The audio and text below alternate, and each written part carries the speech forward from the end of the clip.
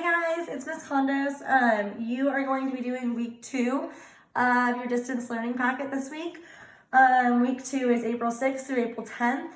We're going to talk about how to play the games, what the expectations are for this, what other things you could do instead, and kind of how your day is going to go through each day. So let's get started. Okay guys, so you're going to start every single day with an SEL starter. This is a time for you to journal about one of these ideas. There's lots of different ideas and you have to choose one every single day. It's going to be about gratitude. Gratitude is mindful thankfulness. When you show gratitude, you take the time to be thankful for the things and people in your life. There is always something to be grateful for, and when you stop and find things to be grateful for, you develop an attitude of gratitude. This positive attitude improves your life and the life of others around you. You have to choose one of these each day. For example, maybe on Monday you choose to write down the term gratitude. So you write down the word gratitude on a piece of paper, and then you decorate the paper with doodles or pictures that show different ways that you could have gratitude. Okay, so maybe you have a picture of you saying thank you to a mom and dad and lots of other things that you could do. I will also be sending out a gratitude journal to your moms and dads as an option if you would like to do that instead of these pieces. So that'll be your first job every single day. There's another option. Then we have our SEL brain breaks. Again, you can do Go Noodles. You guys can cup your soup and smell it and blow on it to keep it cool. You guys can do the Mind Yeti or lots of other little things that there are online for brain breaks. I am okay with you doing the pretzel breathing, picking a color that makes you feel calm, safe, peaceful. All of these are great options, okay? You have to do one brain break in between every single activity that you do during the day. Just a reminder. That's how we keep our brains strong and healthy, and we are able to do all of our work because our brains feel confident in that. Okay, so next you're going to do your reading practice. You need to do 20 minutes of reading practice every single day. You also have a reading log for week 2. It goes from day 4, 5, 6, 7, and 8. You have to fill that out. We'll talk about that in just a little bit. Cover books are a great way for you to read during this time. I put guided readers on there that is your level, and you shouldn't need mom or dad's help. You could also read a newspaper or a magazine. You could read a book you have at home. You could go to the Libby app in order to read books online from the library, okay? So 20 minutes of reading every single day. Then you'll do a brain break, and then you'll move into writing. Writing this week, you are going to choose 1 to 3 key details. Then in 1 to 2 sentences, you write down the main topic or idea. A main topic is what the book is about, okay? It's the most important thing that they talk about in the book. Then the key ideas are not just all the details in the book, but the ones that are very important that tell us, important things. So if you read a book and it said that the sun came out at the beginning, but the whole book is about a mom and son going to the park, you're not going to write about the sun coming out. Probably not a key detail. It gives you some explanations right down here. Another thing that you guys can choose to write if you're tired of writing the main idea and key details is that you could do the first, next, then finally checklist. Right? What happened first in the story, what happened next, what happened then, and what happened finally. These are some helpful writing sources for you guys that you guys can access at your houses. If you need any help, this is a time where you should be calling me. Remember, you are only writing about what you read about. I don't want you to write about a cow if you read a story about vegetables who are friends. Okay guys, so this is the next page. You will be doing, after your writing, you will be doing a brain break again, another SEL brain break, maybe the pretzel breathing or maybe a Go Noodle, whatever you guys choose to do. Next, you have quite a few pages of sight word tic-tac-toe. The way that you are going to play this game is that you need a mom or a dad or a brother or sister to play with you. There's a level 1, a level 2, and a level 3, and they get harder as they go. First, I would start with level 1, then I do level 2 on maybe Tuesday, Wednesday, and then level 3 Thursday, Friday. But Monday, maybe start with level 1, which is page 25 of your packet. When you go through here, you have 4 games of tic-tac-toe that you'll be playing with mom and dad or brother or sister. You know how to play tic-tac-toe. I'm pretty sure all of you do. You will need a pencil or 2 and a partner to play with. How it's going to work is you have to say the word before you mark in that spot, and then you can either be X's or O's, figure that out with mom or dad. Then you're going to see who won more of the games between the 2 of you. You have to say the word before you mark it off. If you really want to challenge yourself, you could also have to say the word and use it in a sentence. So that's another way to challenge yourself if you want to, okay? So next we will be doing different games of the week. There's rolling for 50, salute, cover that number, what are my chances, and fill it up. I'm going to explain all of these later on in this video so that you know how to play. I'll also send videos to your parents about how to play, and you guys can watch those on your own later on. Okay, here's more instructions on how to play. We'll talk about that in just a minute. You are only playing 1 game each day. There are 5 games, so you are playing 1 game each day. There's no reason for you to play all 5 games every single day unless you really want to challenge yourself to do so. But you should have played all of the games by the end of the week at least once. These are videos that explain how to play the games if my directions are too difficult to understand. Okay? So after a math game each day, you are going to take another SEL break. The SEL brain breaks were on the second page that we talked about, and you could do any of those, okay? Your next job is the science or social studies activity. I'll read it out loud for you guys. The activity is to go outside and take pictures, make a video, or draw as many different things in nature as you can find. Classify your drawings or pictures into living and non-living categories. So living on one side, non-living on the other side. Non-living would be a rock or a piece of dirt outside. Living things would be if you saw a squirrel outside, if you saw a plant. Plants are living things, okay? You need to, after you're done, tell someone why the objects that you put on both sides are living or non-living. So you're just going to write them down in the chart. You also have to choose your favorite living and your favorite non-living pictures that you either drew or took pictures of or took a video of, and tell and or write about why they are important to the earth, okay? So this you might need mom or dad or brother or sister's help with, because you might need help taking the pictures. You might need help figuring out why they're important to the earth. This is a great thing to talk to your families about, okay? This should take you all week. So maybe the first day on Monday, you go outside, you take the pictures, you draw the pictures, you take the video. Maybe on Tuesday, you look at the pictures that you drew and then you sort them into a list of living and non-living things. Maybe on Wednesday, you have to choose your favorite thing on both sides and start to brainstorm. Remember, brainstorming is thinking up the ideas before it's your final thoughts. So maybe you're brainstorming the different ideas of why they're important to the earth. Then after you're done with that, maybe on Thursday and Friday, you do the writing, okay? So music. The music listening challenge is at the end of the packet, and I will explain that in just a minute too. Mrs. Heiler also has some awesome stuff on her website for music if you choose not to do the music listening challenge and instead want to do something from her site, okay? Then after music and before science and social studies, in between all of them, remember you're doing your brain breaks. Sorry, I forgot to remind you. At the end of the day, you're going to do an SEL closer. This goes into your gratitude journal that you were just doing, or that we were just talking about at the beginning, that you're doing your starter in. I will send you guys out that gratitude journal if you guys would like to do that, or if you want to just keep writing these down on a piece of paper, that totally works. You have to choose one every day. There are 5 options for 5 days.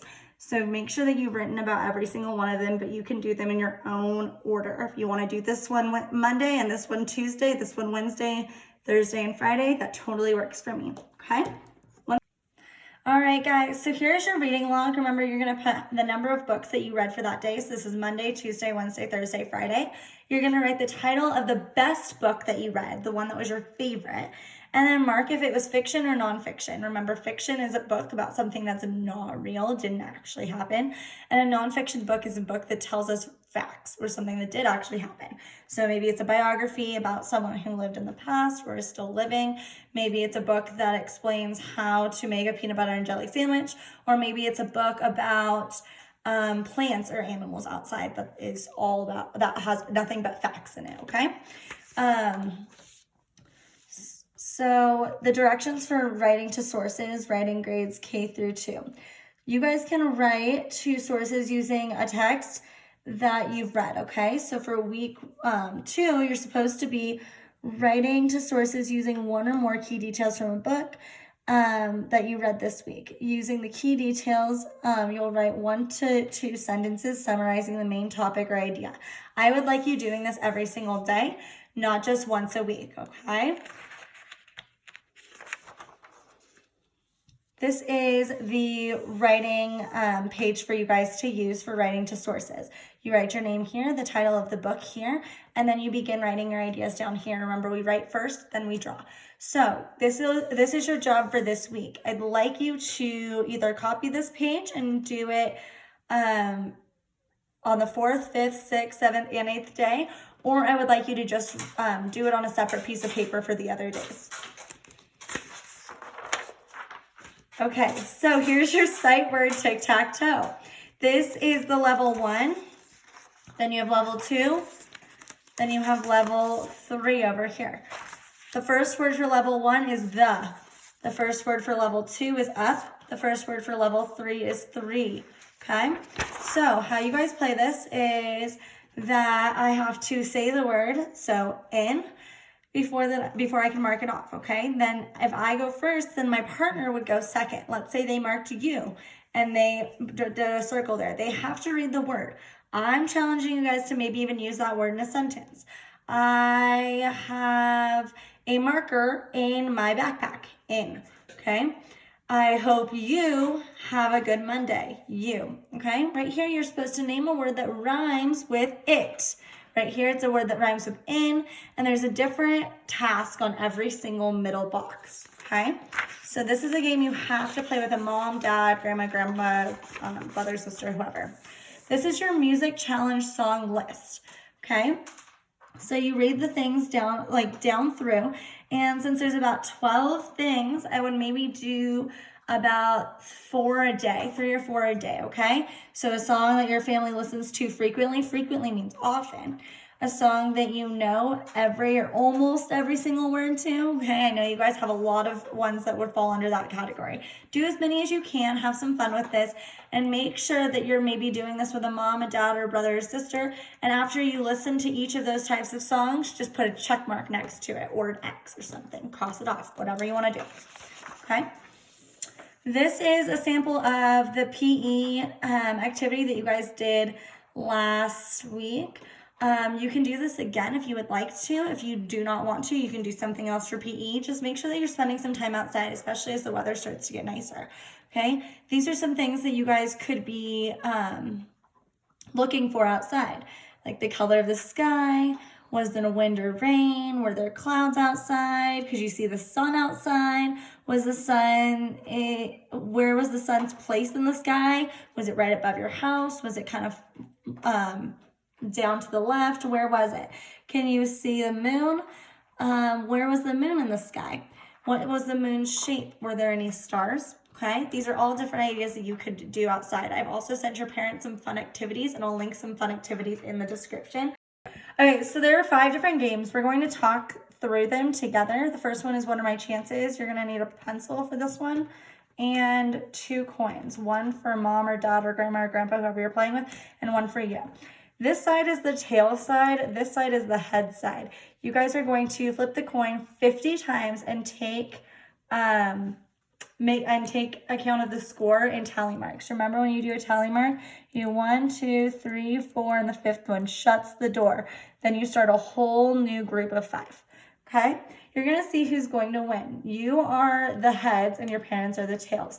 So you're going to continue playing through until you get to 50. And whoever wins, you guys can decide what they get. You guys can continue reading to find out more about that game, but that's the gist of it. Fill It Up is the next game that you're going to be playing. For this game, you're going to need a measuring cup and 4 large glasses of equal size, okay?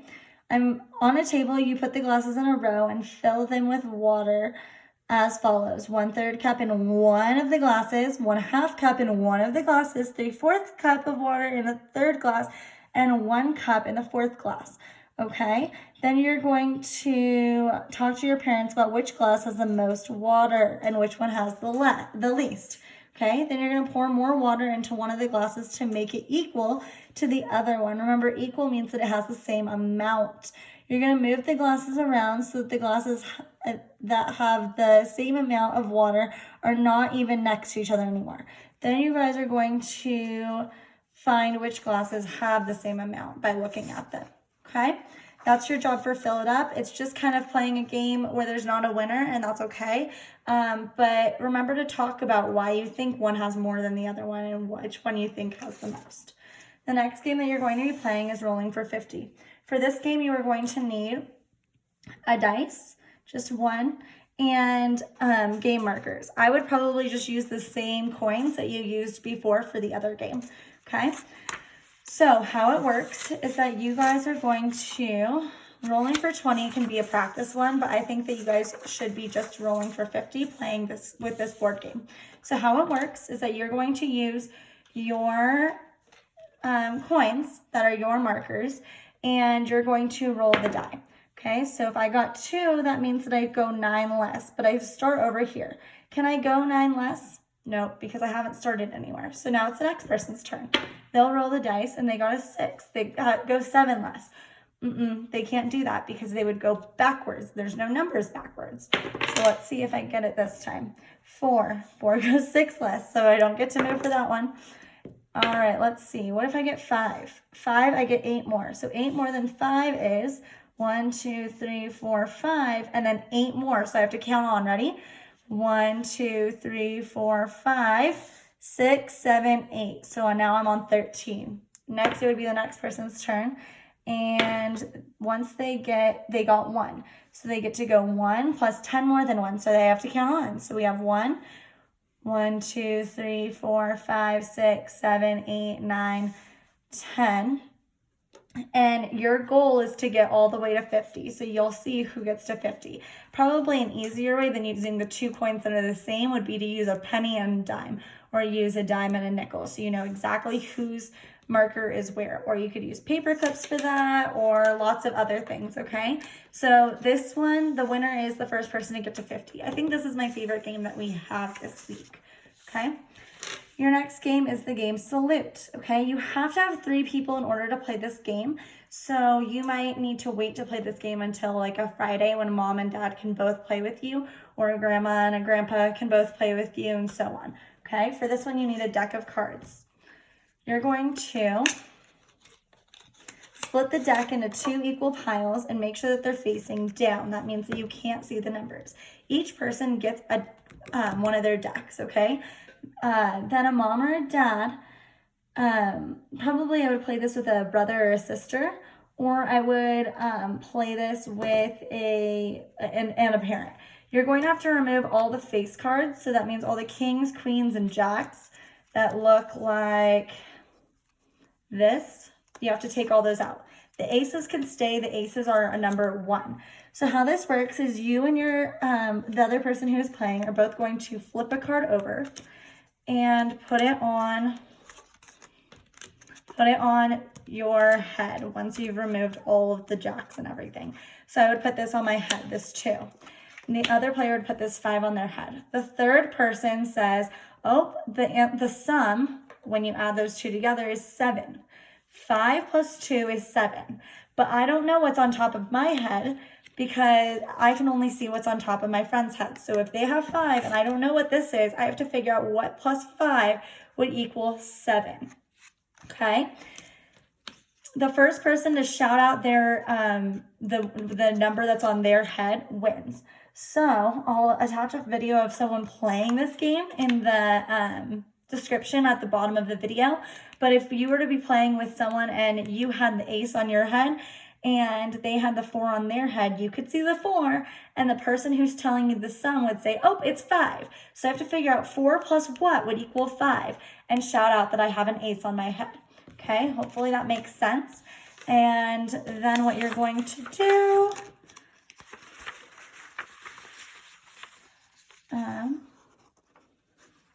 okay, you can also figure out a way to play with 2 players. It's right here.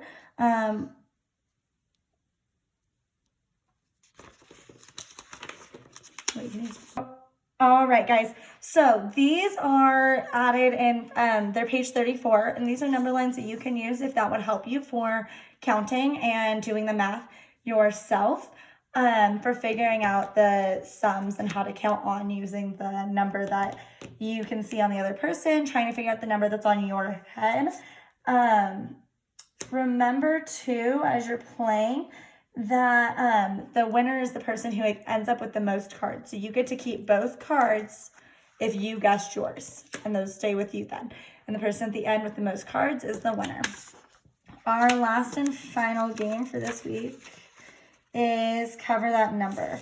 Okay, so you guys have for this game 2 pages of directions and 2 boards for it. You have to have 2 to 3 players, so mom and dad or brother or sister. You need 3 dice for this game and markers to cover all numbers, okay? So you're gonna need a whole lot of change probably, okay? So the first player to cover all the numbers on the game board wins the game. Players each roll 1 dice and the highest roll begins the game, okay? So 1 or 6, which one's higher? 6. So the person who rolled the 6 would get to go first. How this game works is that you guys are going to move clockwise. So that means around the way that the clock goes.